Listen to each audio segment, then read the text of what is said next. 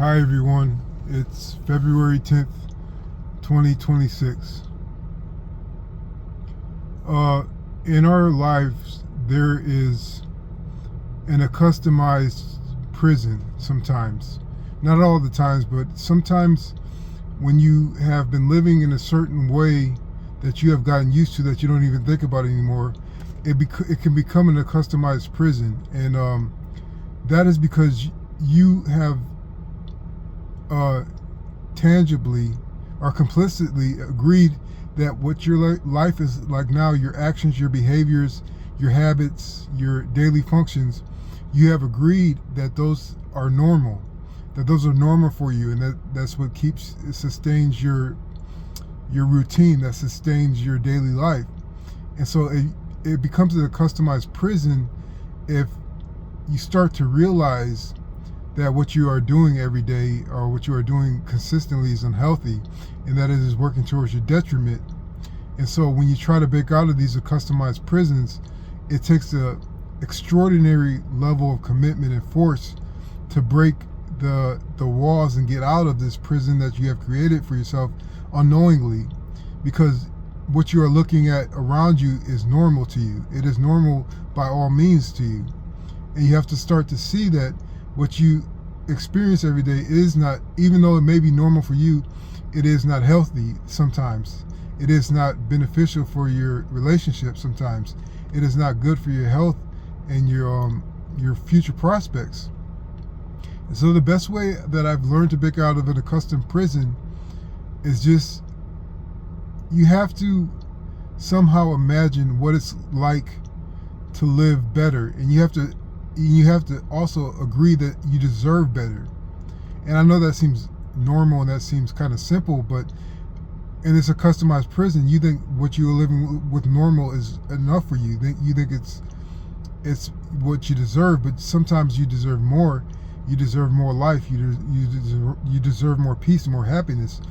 You just can't imagine experiencing it. So you have to start to imagine what a life free of this pain and the suffering or whatever you're going through outside of this normalcy for you. What does that look like? How do you get there? And you just have to start by changing habits. You have to start by acknowledging the truth that the true truth of your situation is not what is normal. The true truth is what is healthy and what breaks you free of this normal, customized prison that you are in. So this gets me to thinking of freedom through judgment. I guess when you're younger, you're used to taking people's judgments against you to heart, for the most part, for people that you respect or people that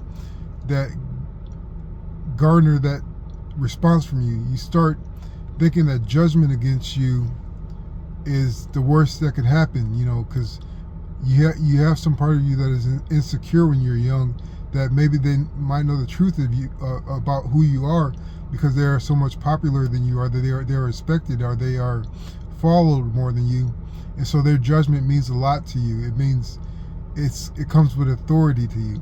So when you are younger, you develop this habit of designating judgment as something that is dire and something that is truth to you. But to break out of this form of thinking, judgment, you have to look at the reason that the judgment has been presented to you. You have to look at the rationale behind it. You have to look at the strategy behind it. And so you start to pick apart what they say about you, because they're trying to target something within you. They're trying to weaken a structure within your life and within your reality, and trying to get you to believe it. So once you pick apart the structure and the aim of their judgment of you, you start to dismantle its effect on you. And so another way of freedom through judgment is to take on all judgment and eat it up and let it digest itself. Don't make conclusions yourself. Just accept it and move on.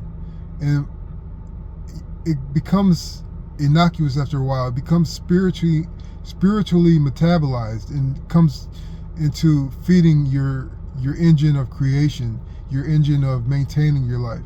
So the next step for judgment, freedom through judgment, is just to accept it, to eat it up and move along and let what may be may be. And as I stated before in a prelude, is you have to start to acknowledge the truth of the situation. The truth isn't what's normal or what's expected. The truth is the truth. The truth is honest. It is dynamic in the way that it relates to what you see and to what you feel and to what you believe. It is the truth that gives you a foundation that you could stand on, because it doesn't erode away because it's not built on lies. And so the last thing I can say about freedom through judgment is to refrain from judging people yourself. You can make mental notes and tags about people, but to refrain from judging people or passing judgment on people in order to get a foothold above them, in order to feel on the same playing level as them, you don't need to do that. Just allow people to be. You don't have to judge people, pass judgment. You could just accept it as reality. And once you refrain from passing judgment, when people judge you, it doesn't carry the same weight anymore. It doesn't carry the same importance, because you know that judgment is just a tool for most of the time.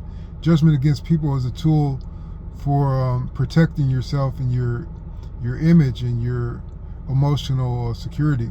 So I hope this helps. Thanks.